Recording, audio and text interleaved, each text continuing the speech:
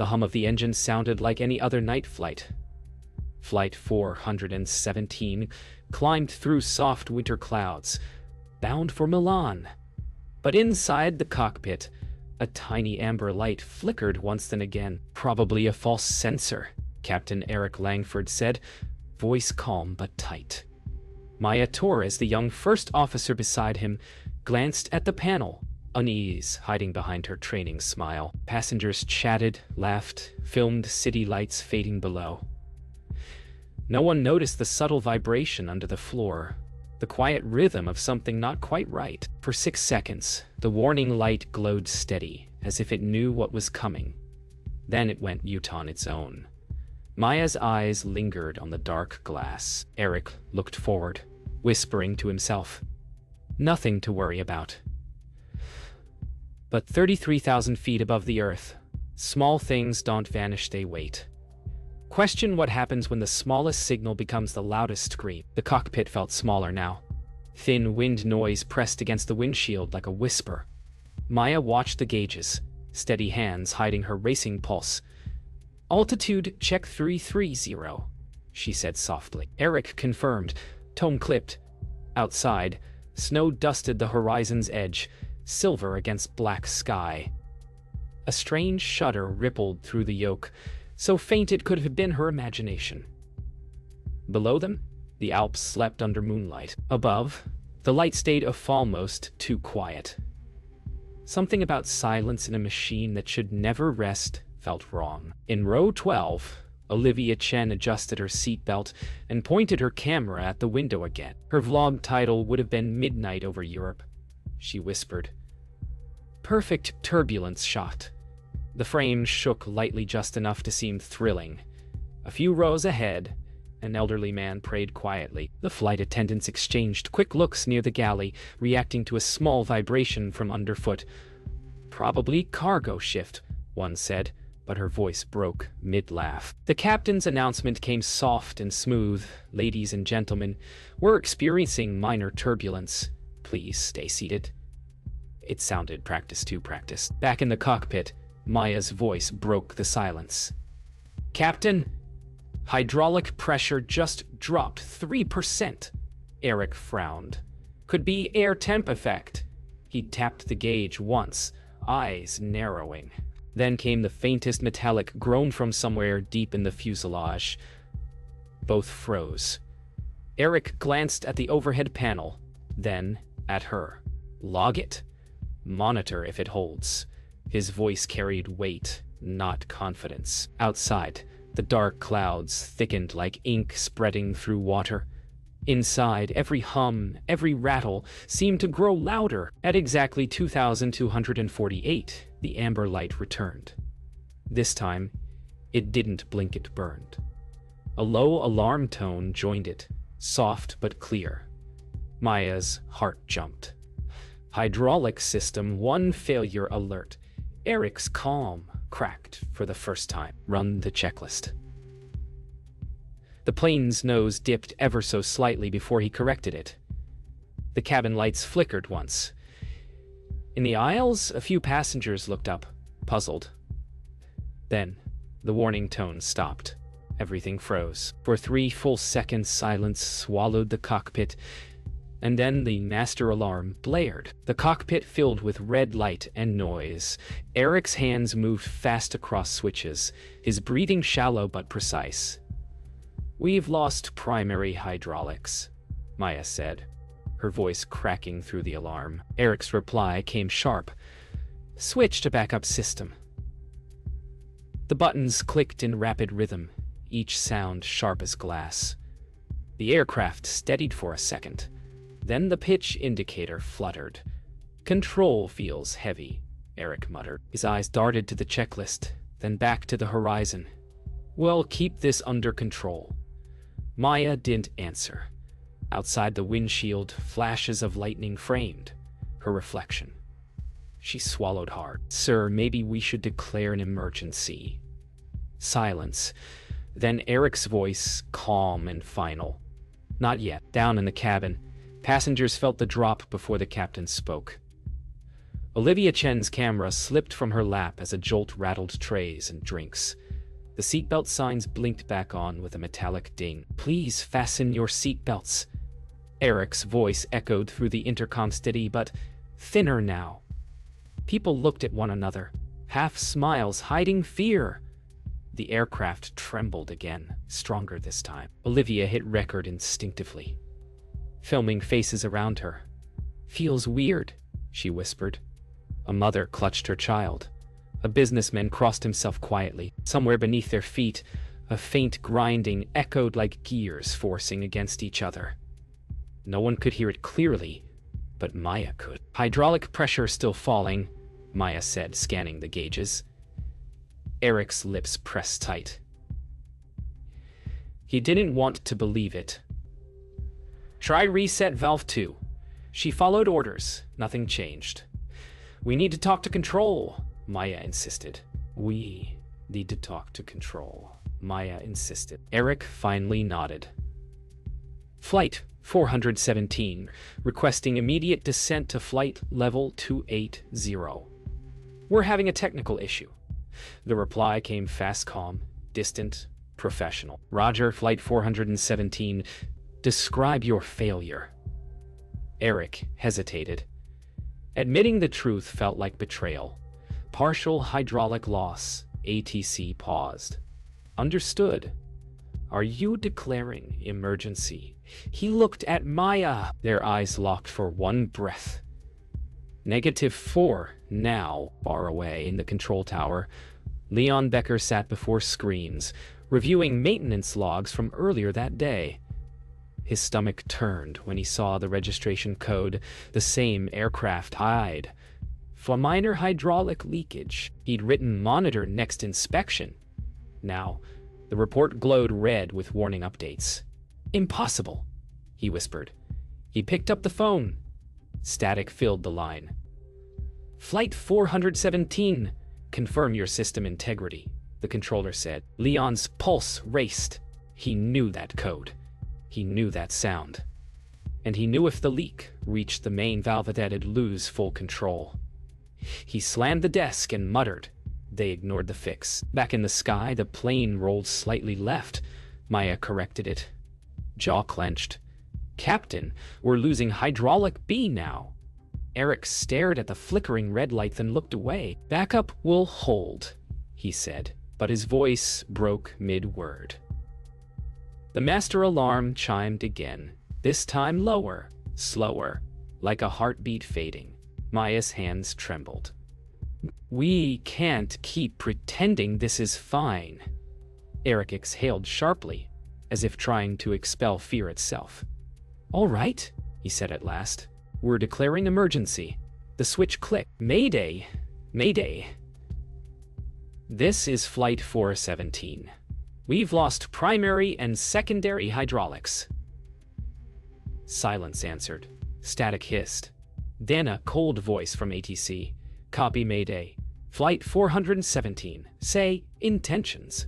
Eric looked at Maya, eyes hollow. "Woo, land." Somehow, the sound came first, a grinding metallic roar that rose from the floor and filled the cabin like thunder trapped inside metal walls. Eric fought the yoke. It felt alive, jerking against his grip. "We've lost aileron control," he shouted. Maya scanned the display's numbers, spun wildly. Manual reversion not responding. The plane banked left. Alarms screaming. Passengers cried out as lights flickered and overhead bins burst open. Eric's voice shook. "We're flying blind." Outside, clouds flashed with white lightning, turning the cockpit into a pulsing strobe of panic. Maya pressed the intercom. "Brace positions, now." Eric's mind replayed the blinking amber light. One small signal, one ignored truth. In the cabin, chaos became sound screams, rattles breaking glass. Olivia Chen's phone fell to the floor, recording spinning lights and open mouths frozen in fear. Flight attendants shouted instructions, trying to calm passengers clinging to armrests. Oxygen masks dropped, swinging like pendulums in dim light. The cabin tilted. Coffee splashed across ceiling panels. Olivia grabbed her mask, gasping as cold air hissed. She pointed her camera toward the aisle, shaking but still filming. Through her lens, everything felt unreal: floating debris, flashing signs, trembling faces. Her voice broke through the noise. "What's happening?" No one could answer. Maya fought the controls while reading emergency procedures aloud, voice breaking between words. "If hydraulics fail, revert to mechanical linkage. The yoke resisted every movement. It's not responding," Eric shouted. The plane dropped 500 feet in seconds. The horizon vanished in cloud. "Pull it up," he yelled. Both pulled, muscles straining, alarms screaming in unison. The aircraft jolted upward, momentary relief cutting through terror. "We're climbing barely," Maya gasped. Eric's breathing ragged, his mind flashing through every training scenario. None matched this. The light on his panel blinked red again, brighter than before. He muttered under his breath, "You win." At ground control, Leon Becker's screen erupted with alerts. Hydraulic pressure indicators turned crimson. "They're losing total control," he whispered. He grabbed his phone, calling the operations chief. "I told them about that valve." "You grounded that plane?" "Static." "Leon, calm down," came the cold reply. "We're following protocol." Leon slammed his desk. "Protocol? They're dying up there." His monitor displayed the aircraft's erratic altitude line, jagged like a heartbeat flatlining. He reached for his badge, ready to drive to the airport himself. Outside his window, snow began to fall, soft and soundless, mocking the storm happening above. The plane leveled suddenly, floating in silence. Maya exhaled shakily. "Altitude holding." Eric didn't answer. He stared ahead, blank. The silence was wrong too complete. Then came a faint hiss, like wind sneaking through metal seams. "We've lost cabin pressure," Maya realized. Frost spread across the windshield edges. The temperature dropped fast. Condensation turned to ice on controls. "Masks on," Eric ordered. They fumbled for oxygen, breath turning to fog. The radio crackled with distorted words. "Flight 417, do you copy?" Eric tried to respond, but the mic froze in his hand. Outside, the storm finally cleared, revealing the moonlit peaks of the Alps, impossibly close. At 2,306, the world blinked white. Flight 417 vanished from radar over the Alps. In the control tower, silence replaced the steady beeps. "We've lost them," whispered the operator. Leon Becker froze, the phone still pressed to his ear. No, not," he muttered, his voice trembling. For a few seconds, no one moved. The radar screen flickered, showing only static snow and a flat green line. Outside, snow fell heavily, muffling the world. The last transmission replayed through the speaker, Cirque's voice fading, almost calm. "We're trying to keep it level." Then static swallowed everything. Leon sank into his chair, eyes wide with disbelief. "It was that light," he whispered. "It warned us." Morning broke over the wreckage site. The mountains stood silent, holding secrets in the snow. Twisted aluminum gleamed under pale sunlight. Search teams moved slowly, voices muffled by wind. Investigator Sarah Holt stepped carefully over debris, camera around her neck, eyes sharp but heavy with emotion. She'd seen crashes before, but never silence like this. This was no storm loss, she said to herself. She picked up a fragment of the cockpit panel, an amber light still intact, frozen inside ice. The mountain air stung her face as she whispered, "You tried to warn them, didn't you?" Behind her, black smoke rose faintly into the bright, merciless sky. By noon, news networks everywhere looped one headline: Flight 417. No survivors confirmed. Reporters stood in snow with microphones, trembling in cold wind. Inside a warm control room, Leon Becker rewatched maintenance reports. His finger hovered over a single-line valve sensor intermittent fault. "They overrode the safety protocol," he whispered. His supervisor entered quietly.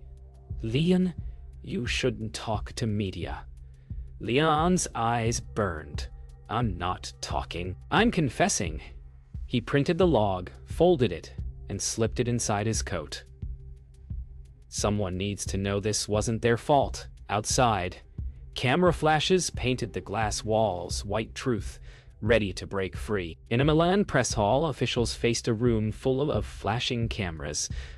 Preliminary caused severe turbulence and loss of control. The spokesperson said, "Voice measured, eyes evasive." Sarah Holt watched from the back row, frowning. She raised her badge. Was the amber system light ignored by the pilots? The room went quiet. "That's classified until full analysis," came the reply. Sarah's jaw tightened. She'd seen the wreckage, seen the frozen warning light still glowing faintly when power touched it. She stood, walking out before they finished. Outside, snow turned to rain. "You can bury metal," she muttered. But not truth. At dusk, Sarah returned to the hangar, where recovered wreckage was stored. She walked between torn metal panels, eyes tracing burn marks like scars. Her flashlight beam landed on a small black box, labeled CVR 417. She lifted it carefully. "You held their last words," she whispered. A technician nodded, connecting the recorder to playback. Static filled the room. Then Eric's voice emerged faintly. "Mayday. System. Unresponsive." A pause. Then Maya's trembling tone. "It was the light."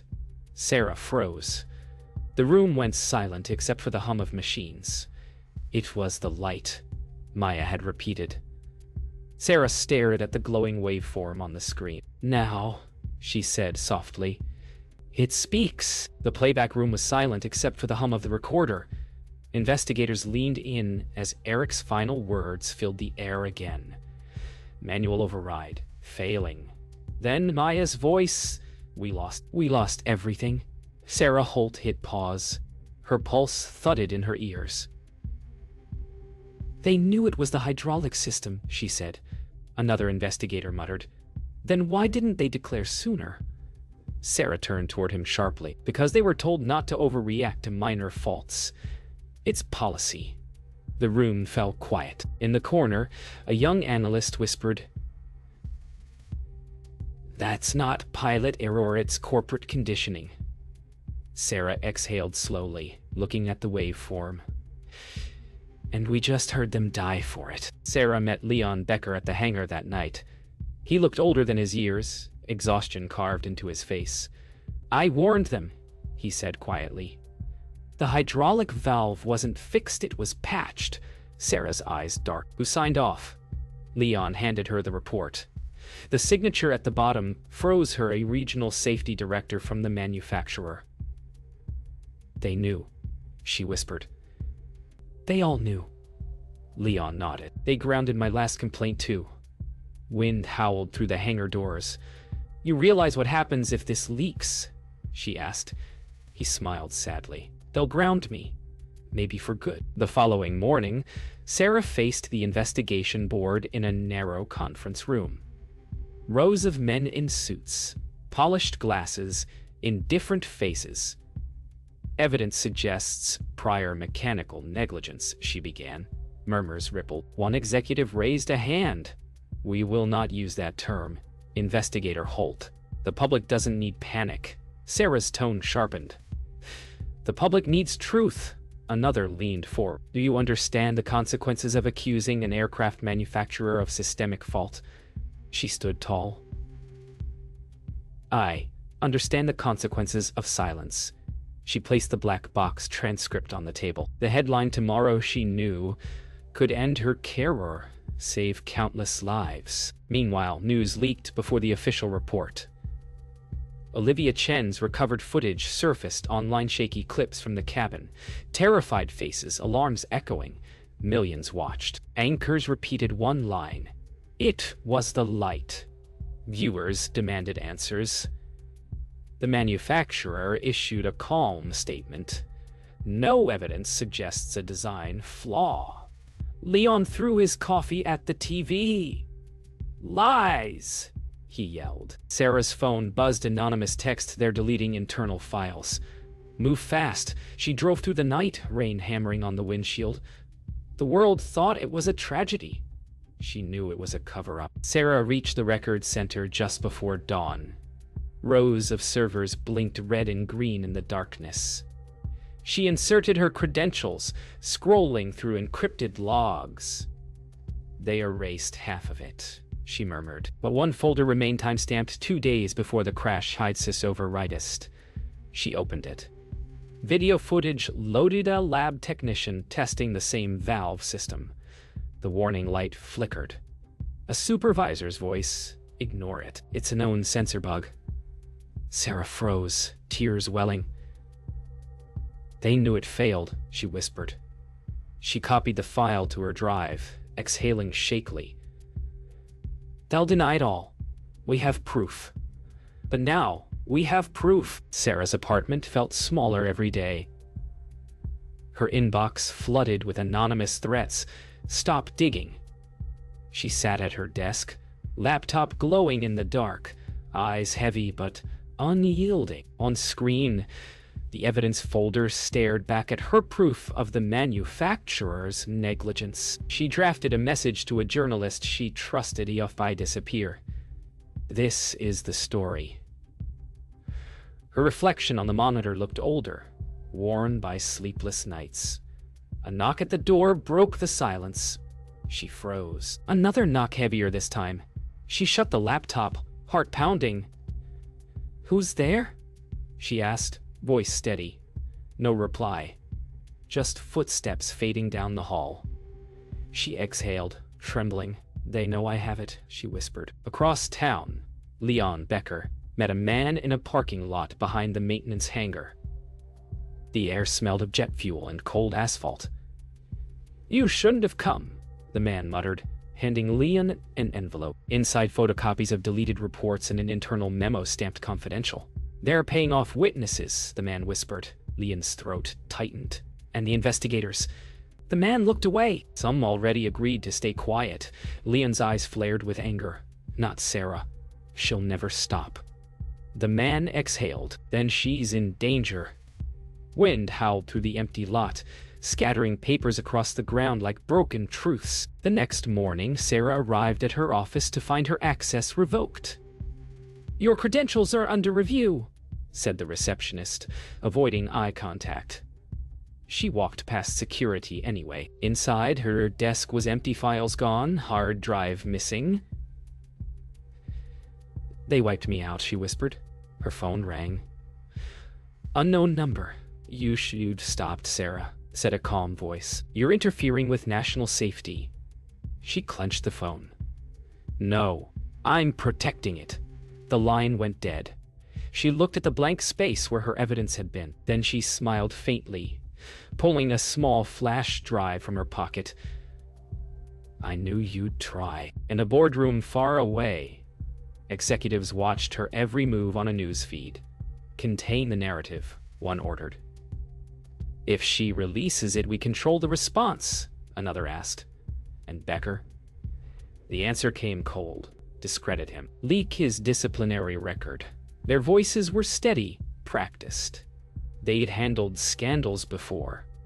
A projector displayed Flight 417's final radar trace, looping endlessly. One executive adjusted his tie, sighing. People forget, he said. Give it time. Outside, thunder rolled over the skyline. The storm hadn't passed it, was only circling higher. Leon's voicemail reached Sarah hours later. His voice was low, urgent. They're coming after us. I have copies hid north hangar, locker 19. Use them if I don't make it. Static swallowed the rest. Sarah froze, then grabbed her coat. When she reached the hangar, police tape surrounded the entrance. "Maintenance accident," said an officer. But Sarah saw the truth in their faces' fear, not protocol. She walked away slowly, rain pouring down her coat. "He warned me," she murmured. Lightning flashed, reflecting off her wet hair. She turned toward the night sky and whispered, "You didn't die for nothing, Leon." Months later, the world still whispered the number 417. Memorials rose across cities, small candles lining airport halls. Sarah Holt stood beside the black marble wall engraved with every passenger's name. The wind was cold but still. She placed a folded note beneath the engraved Maya Taurus. It read, "You were right." Behind her, reporters waited. Cameras silent for once. The official investigation had changed its words. Contributing factor mechanical negligence. Sarah's eyes glistened. She whispered, "That's not justice, but it's a start." The reflection of the wall showed her own face beside Eric's. "You warned them," she said softly, "and now they'll never ignore another light again." In a quiet hangar, a new generation of pilots sat through updated simulator training. "Hydraulic Emergency Protocol Revision 417, the instructor announced. Screens glowed with diagrams and warning light sequences. Every pilot in the room watched closely, no one blinking. "Never dismiss a minor alert," the instructor continued. "Every signal matters." Sarah watched from the back row, unseen. She felt a strange calm watching young faces learning from pain she carried. The simulator lights dimmed, the tiny amber light flashing on screen. For the first time, no one ignored it. In her apartment, Sarah replayed the recovered cockpit audio one last time. Eric's final words echoed softly through speakers. "Hold her steady, Maya." Then silence. Sarah smiled faintly, tears streaking her cheeks. "You did," she whispered. Outside, morning sunlight filtered through blinds, painting thin gold lines across her desk. She reached for a folder labeled Aviation Safety Amendment Proposal. Her signature rested beneath it, bold and final. "This is how it ends," she said quietly, "and how something better begins." Months later, a documentary aired worldwide. Olivia Chen's recovered footage became the centerpiece of a haunting, trembling glimpse of courage and chaos. Narrators spoke of human error, corporate greed, and silent warnings. But at the end, the screen faded to the simple image of that amber light, glowing steady against black. Beneath it, white text appeared, dedicated to the crew and passengers of Flight 417. Because truth must fly too. Millions watched in silence. Somewhere in a small bar, Leon Becker's photo hung beside an aviation safety poster. Underneath it, someone had written, "He told the truth." On a calm spring morning, a new flight prepared for takeoff, same route, Oslo to Milan. A young captain adjusted his controls, glancing at the instrument panel. For a moment, a tiny amber light blinked on. He froze. "Check that," he said to his co-pilot. The co-pilot smiled, nodding. They stopped everything, ran diagnostics, and found a loose connection in the hydraulic circuit. "Good catch," said the engineer below. The captain exhaled deeply, eyes on the horizon. Never ignore the small things. The engines roared to life, rising into a sky clear and blue. Below, at the hangar memorial, a candle still burned steady and bright.